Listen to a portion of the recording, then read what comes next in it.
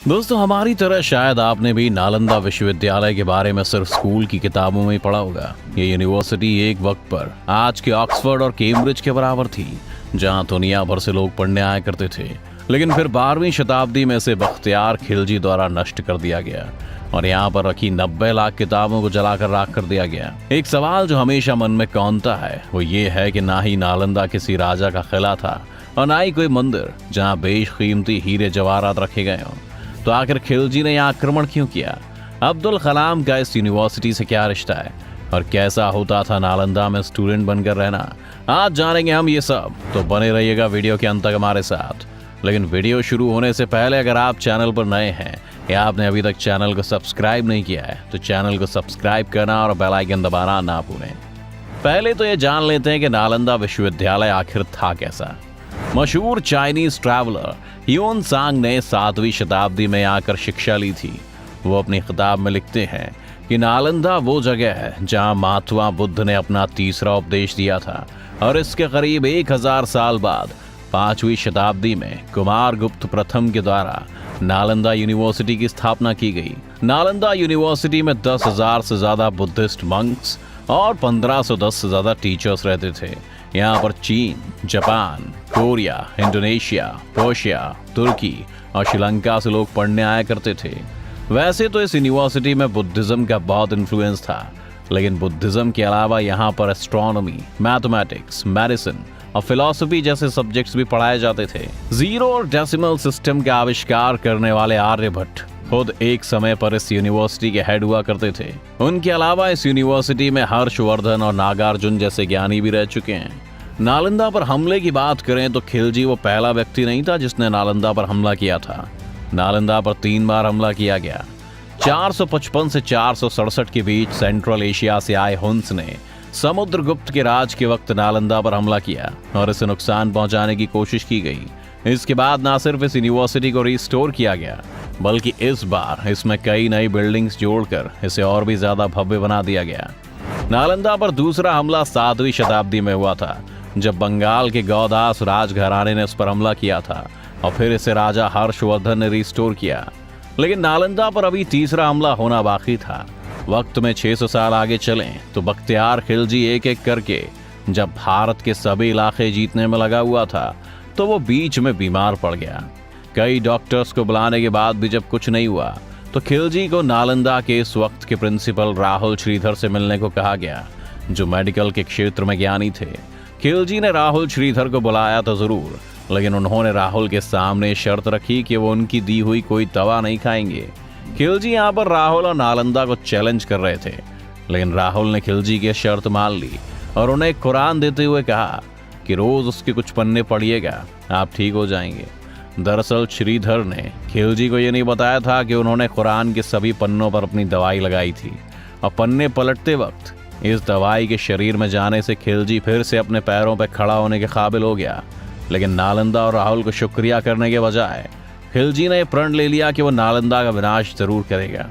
इतिहासकार मानते हैं कि खिलजी के इस कदम के पीछे का मुख्य कारण जलन थी, क्योंकि वो देख रहा था कि कैसे ये काफिर हर एक फील्ड में उनसे कई गुना ज्यादा आगे हैं, जो उसे बर्दाश्त नहीं था।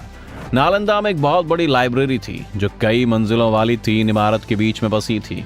इन तीनों इमारतों के नाम थे रत्न सागर, रात्रोदधी और रत्न राजक। इन तीनों इमारतों में कुल 90 लाख किताबें हुआ करती थी। खिलजी ने जब यहाँ पर आक्रमण किया तो यूनिवर्सिटी में रह रहे कई बुद्धिस्ट मंक्स का कत्लेआम शुरू हो गया और साथ ही यहाँ की किताबों को आग भी लगा दी गई। इन किताबों में से कुछ किताबें वो थीं जिनके ओरिजिनल मैन्युस्क्रिप्ट्स यहाँ रखे हुए थे। कहते हैं कि उपनिषदों की भी एक ओरिजिनल कॉपी यहाँ पर रखी हुई थी, जिसे खिलजी की सेना ने बाकी किताबों के साथ जला दिया। 90 लाख किताबें आग के लिए भी ज्यादा हो गई थी, जिस वजह से कहते हैं कि इन किताबों को पूरी तरह जलने में 3 महीने का वक्त लगा था। उस वक्त 700 साल पुरानी इस यूनिवर्सिटी को खिलजी ने इस कदर तबाह कर दिया था कि अब इसे दोबारा खड़ा नहीं किया जा सकता। और इसके आगे बढ़कर खिलजी ने बिहार में ही विक्रमशिला और उडांतापुरी नाम की 2 यूनिवर्सिटीज को भी इसी तरह से नष्ट कर दिया। इतना सारा ज्ञान, इतनी लंबी परंपरा सिर्फ एक व्यक्ति के चलन के कारण हमेशा हमेशा के लिए नष्ट हो गई। वो यूनिवर्सिटी जहाँ देश विदेश से बच्चे पढ़ने आते थे, जहाँ उनसे किसी तरह की फीस नहीं ली जाती थी, ये वो यूनिवर्सिटी भी थी जो अपने सबसे पढ़े लिखे लोगों को दरवाजे पर खड़ा करती थी। लेकिन ये लोग सिर्फ चौकीदार नहीं थे, बल्कि ये लोग एडमिशन का टेस्ट भी लेते थे। जिस किसी को भी यहाँ एडमिशन लेना होता वो यूनिवर्सिटी के गेट पर आता और ये गार्ड्स उनसे कुछ सवाल करते, उनके हाव भाव परखते, और अगर उन्हें लगता कि वाकई किसी में पढ़ने की इच्छा है तो उसे इस यूनिवर्सिटी में एडमिशन मिल जाता। 1193 में खिलजी द्वारा नष्ट किए जाने के बाद 2006 में इस यूनिवर्सिटी पर भारत के पूर्व राष्ट्रपति अब्दुल कलाम की नज़र पड़ी। उन्होंने सरकार से गुजारिश की कि वो नालंदा को फिर उसी तरह समृद्ध करे जैसे वो पहले थी, ताकि भारत भी अपनी गौरवशालीन इतिहास की तरफ लौट सके, और अगर लौटना संभव भी ना हो तो उसे देखकर अपने भविष्य के लिए प्रेरित हो सके।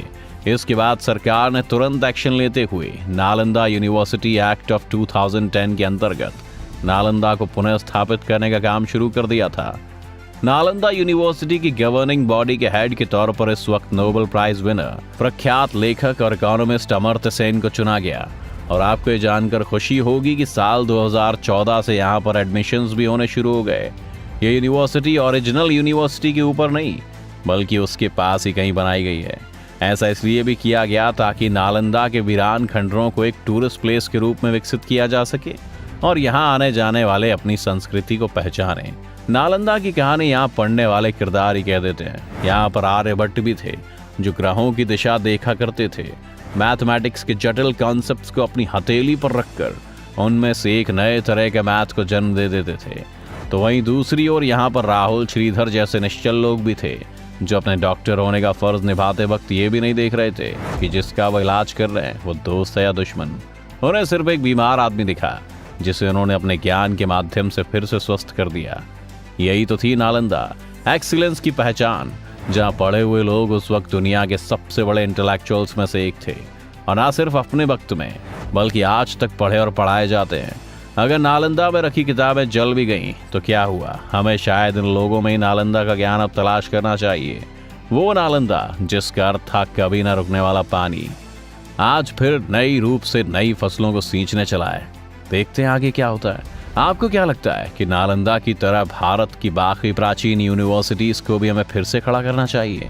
अपनी राय आप हमें कमेंट बॉक्स में लिख सकते हैं। उम्मीद है ये वीडियो देखकर आपको काफ़ी कुछ जानने को मिला होगा। अगर आपको ये वीडियो पसंद आया तो वीडियो को ज़रूर लाइक करें, और अगर आप चैनल पर नए हैं या आपने अभी तक चैनल को सब्सक्राइब नहीं किया है तो चैनल को सब्सक्राइब करना और बेल आइकन दबाना ना भूलें।